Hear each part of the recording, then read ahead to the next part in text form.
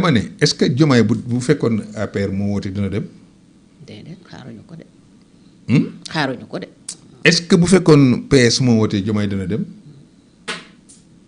Diomaye bu demee ci mbirum Pastef te nekkul patron Pastef wàcc na sartu moom en tant que républicain en tant que président de la République bu leen fàtte ne fii c'est le président Diomaye Faye qui ak mooy rencontrer organisation yi koy jàppale mais Pastef ci fa la bokk Pastef ci Diomaye président la bokkoon. mais moom it Pastef la bokk. oui mais je veux dire. gën a jege gën a yey. oui mais d'accord mais dama ne déet moo tax bi mu wootee député yi Pastef yi moi j'étais choqué au plan des valeurs de la République. ndogu bi du yoon bu wootee député yi oui d'accord naa mu woo député yi ñu def ndogu ku bëggul dem na nga xam ne demuloo du yoon muy recevoir par exemple la coordination. les coordinateurs au palais de Pastef dans son palais mais cër yooyu.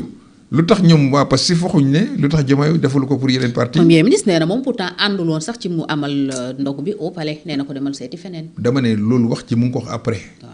waaw man pour man. nee na waxante nañ ko c'est Diomaye. ma ne waxi après la waxi après bi damay jàpp ne rek da nga ko def pour contrôler. ok je dis que le fait que ñoom ñu accepter. ñoom ñu leen di recevoir en tant que parti politique. ok te kaasuñu bu ñu doon te président du dem di recevoir ñeneen. je pense que war nañu bàyyi xel ne. te surtout que c'est justifiant moom ci boppam parce que gis naa quelque part mu expliquer lu tax absence bi nga xam ne dafa nekkaloon ci dëkk bi. beneen agenda bi mu amoon pour war ko def bref. donc loolu je pense que est-ce que c'est pas le seul militant qui n'est pas parti parce qu'il est aujourd'hui qu'un seul militant du parti mais tout dépend comme encore li ma la waxee processus la boo xam ne fu mu commencé dafa sori maintenant acte su tey bi dina gën a renforcer. li nga xam ne mooy seen fracture bi nekk seen diggante président Ousmane Sonko ci boppam en tant que président de Pastef wax na ne déviation yi nga xam ne gis na ko ci doxalinu Diomaye dina jur ëllëg bu ko jaree moom mu quitté pour maanaam primature peut-être nekk ci opposition bi ça veut dire que moom divergence yi sori na et dem na ba naan dañuy def cohabitation douce. cohabitation déjà nee na. cohabitation douce mënul am. parce que moom du premier ministre comme France il n'a pas de pouvoir moom bokkul comme Mamadou Dia cohabitation douce mooy un premier ministre comme en France am un président boo xam ne moom ñoo bokk parti ñoo bokk même majorité on parle de cohabitation maintenant bu fekkee ne premier ministre bi majorité bi ko yóbbu fal ak président de la République bokkuñu majorité fii ñu toll nañ considérer ne maanaam premier ministre bi majorité bi mu yor bokkul ak majorité président de la République loolu ñu constaté wuñ ko loolu mooy la réalité des faits donte que le premier ministre au Sénégal n'a pas de pouvoir mais il y a quand même qu'on le veuille ou pas une majorité qui le soutient et le président de la République a une majorité qui le soutient donc bu amee boobu différence cohabitation boobu mënul nekk une cohabitation douce confrontation lay jur te foofu la ñu toll te man gëm naa ne balaa ci fan yu néew wala ci weer yu néew wala semaine yu néew weer yu néew da nga gis ne yegg nañ ci fin wu crise bi te bu boobaa dañuy nar a séparer wu loolu moom kenn gënaluloon Sénégalais yi leen bëgguñ loolu. yaa ngi koy séntu kon. ah mais bien sûr mais mënuñ continuer lii c'est le pays mooy daanu amul lisibilité avec pour les investisseurs amul visibilité pour nos partenaires amul visibilité même pour les citoyens sénégalais li gën mooy suñu mënta ànd ñu tàggoo mais photo nag. tàggalewul mbaam ak nopp ya pourquoi je le dis ñoom ñoo ñëw fii surtout Ousmane Sonko ak ñi mu àndal jaay ñu le ticket Diomaye Sonko ou Sonko Diomaye ils ont fait 2 ans réew mi ne kàkk dara doxul c'est pas parce que par exemple Ousmane Sonko génn na gouvernement bi que bilan bi da ci set déedéet temps bi fi nekkee en tant que premier ministre lu mu fi réalisé lu mu fi def dañ ko demander loolu. ils vont rendre compte quel que soit alpha pour les Sénégalais et pour l'opinion publique ak ñi nga xam ne ñoo leen voté loon ak ñi nga xam ne voté luñu leen parce que élection yi ñu jëm forcément il faut que ñu def le bilan de ce qu'ils ont pu faire ou ce qu'ils n'ont pas pu faire. génnam ci gouvernement bi mun na décanter situation wu réew mi. en tout cas dina am. bu jógee primature. dana am visibilité mooy leer mooy danañ am au moins un exécutif homogène président boo xam ne ñi mu àndal déggoo nañu premier ministre boo xam ne déggoo na ak moom déggal na ko. da koy liggéeyal de l'autre côté on aura une force politique dans l'opposition mu fekk ci yeneen force politique yi nekkoon dans l'opposition ñu ànd nag moom foofu ñoom dans l'opposition dina ma jaaxal naka lay mun nekkee waaye moom bu génnee comme dafa bëgg dem dans l'opposition il y a de la place encore pour être dans l'opposition le gouvernement va gouverner l'opposition va s'opposer. Alors président. mais qu'on respecte le pays et les règles de démocratie. kenn mënu fi jéem a troubler réew mi comme ils ont tenté de le faire avec le président Macky Sall personne ne doit accepter c'est pas parce que génn nga gouvernement rek que nga bëgg a yaakaar ne réew mi dañ ko war a taal wala que d'accord uma dañ ko war a taal comme ni ñu doon jéemee avec l'affaire Sweet Beauté et l'affaire Mame Mbaye Niang. Je pense que Moussa Fall et l'ancien gouvernement wane nañ ne le Sénégal est capable l'État du Sénégal de se protéger et de faire face. da ngay redouter ay manifestations. wax nañ ko di ñu delloo nañ def nañ doon def.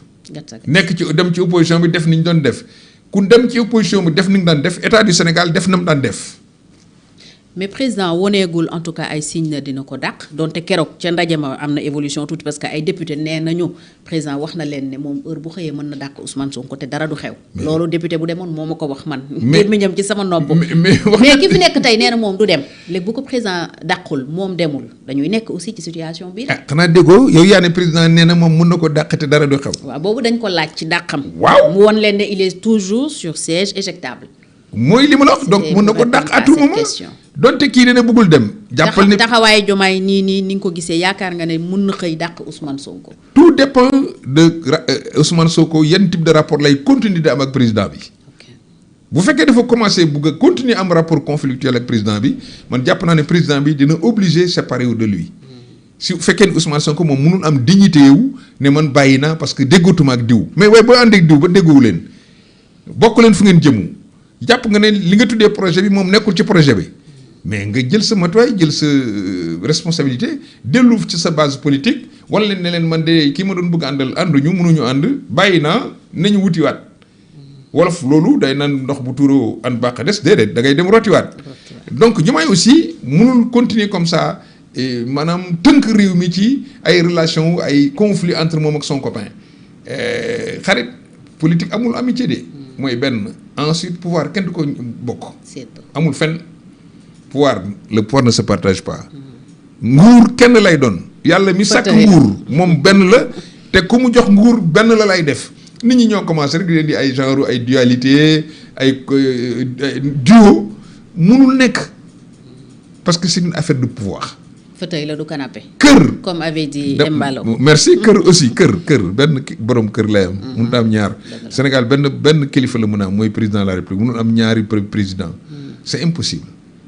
beneen probabilité bu député Pastef di évoqué mooy président tas assemblée nationale parce que bu tàqalikoo Ousmane Sonko aussi le problème restera en quelque sorte entier ndax Ousmane Sonko wax na ko et c'est la réalité moom moo teg loxo ci assemblée nationale parce que ñi mu investir partem moo fa am majorité est-ce que jëmuñu ci beneen blocage président pour échapper ci est-ce que les textes lui permettent aujourd'hui mu dissoudre assemblée bu amee 2 ans parce que y en a qui disent que mënul tas assemblée ñaari yoon ci benn mandat nekkoon nga président de groupe nekkoon nga assemblée donc laaj bi mooy loolu est-ce que mën na nekk. non lors d'une session dissolution moo mënta nekk. loolu c'est différent lors d'une session. d'accord waxuñu mandat session. session mooy bokkul ak maanaam session mooy mu commencé octobre ba juin. loolu mooy session. c'est-à-dire. Constitutionnellement le président de la République peut dissoudre l'Assemblée nationale bis bu amee 2 ans loolu moom du débat. d'accord mais il faut mu am 2 ans. ok ñaareel ba wax nga ko léegi ne nga Ousmane moom ne na moom assemblée. théoriquement le chef de la majorité parlementaire noonu la ko waxee. moo ko moomagum moo ko nekkagum. politique du biir dafay xëy wasin gis nga pouvoir ak xaalis day tas amitié day tas relation yaa ngi dégg wor bi nekk ci politique li ko gën a tax mu gën a am question d'enjeu de pouvoir la question d'enjeu de ressources la mettre la main sur les ressources gis nga bis bu député yi xamee ne ils sont sur siège éjectable dinañu gën a nekk yeneen façon député yu dul député yi nga xam ne ñu ngi mbéy bi. man maa la wax loolu. bis bu ñu xamee ne seen nekk assemblée ci xottu gerte la nekk ñu soppi doxalin man ma wax loolu ñu soppi taxawaay. dem féete ñu soppi jëmuwaay buñ fa demut it dinañ collaborer. duñ ko gàllankoor. dañ mooy collaborer maa ngi lay fàttali ne la 2000 Abdoulaye di jël pouvoir bi pendant 1 an majorité bi ban fu mu bokkoon. PS da nga mës a dégg ñu naan dañuy motion de censure wala dañ leen di topp loolu mooy viwu assemblée loolu mooy dund ni député yi rawatina député yi kay ku leen waxoon ne leen danañ nekk assemblée duñ ko gëm ñu ci bari 50 wala 60% bi xalaatuñ ko seen àddina ñooñee boo leen bëgg wax ne la dañ ngeen fii génn te seen ñëwaat wóorut ñooñu duñ def lu leen di génne foofu. Ensuite pouvoir dafa sew pouvoir dafa am doole déjà ci biir gouvernement bi am na ci ñoo xam ne c'est certain que biñ leen di tànn Sonko ànd na ci mais fi ñu toll Diomaye lañ gën a jox bopp de bërki démboo Njaay gis nga ko kooku nga xam ne ñëpp jàpp nañ ne nañ mooy Sonko numéro 2 mooy ki nekkoon HLM Kébé mais yow xalaatoon nga ne dinañ ko dàq Sonko du am beneen réaction lu tax amul réaction lu tax deful comme ni mu defoon Samba Ndiaye. delloo naa la laaj bi. moo lay won ne la rapport de force yi dafay commencer changer te am na ñu ma wax ne ma maanaam jour boobu ñuy jël décret di ko fa jëlee am na yeneen ñetti nit ñoo xam ne jëloon nañ décret pour jëlee leen fa dafa am ñu wax Diomaye ne ko c'est pas le moment d'ouvrir plusieurs fronts comme ça ma ragal ne moom ak gaañi dañuy yoote maanaam entre Ousmane ak Diomaye dañuy yoote mooy jeu d'échec kenn ku nekk yaa ngi observer déplacement wu pion wu sa morom pour seet ban moment nga koy roquer wala ban moment nga koy yóbbu nduluñ maanaam échec et mat te gëm naa ne comme Diomaye yàlla dimbale na ko moo yor décret bis bu toogee ba am ku ko contresigner décret données yi changé.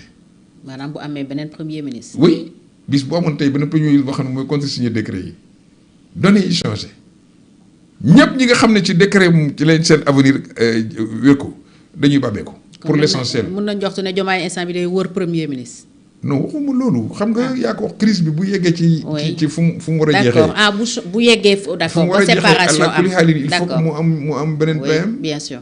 loolu moom te Sénégal yi aussi ñëpp ñu ngi xaar séparation bi parce que dañu jàpp ne loolu moo ñu jig ñun fi ñu toll kenn ku nekk ci la nga gëm surtout ñoom ñaar ñooñu comme mënatuñu ànd ñu tàggoo sëy sax bu ngeen demee ba mënatu leen ànd.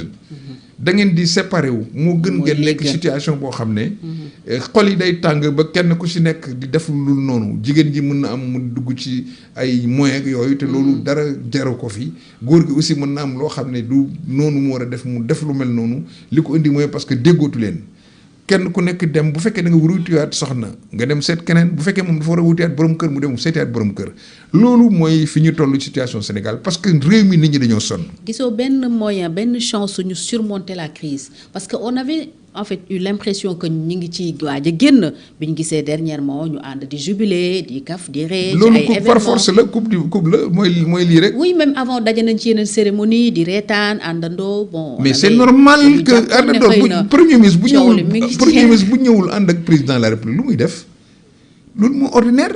kon gisoo benn chance. non waxuma xam nga man du ma nekk oiseau de mauvaise augure.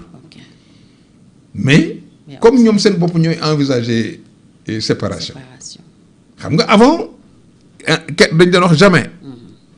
Diomaye comme Sonko tey Sonko ne na man suñ ma dàqee. du ma démissionner mais suñ ma dàqee ma dem opposition. ça veut dire que donc moom envisager na tàggoog sama Diomaye nee na man maa ko nommé mun naa ko jëlee foofu mu nekk primature te dara du xew.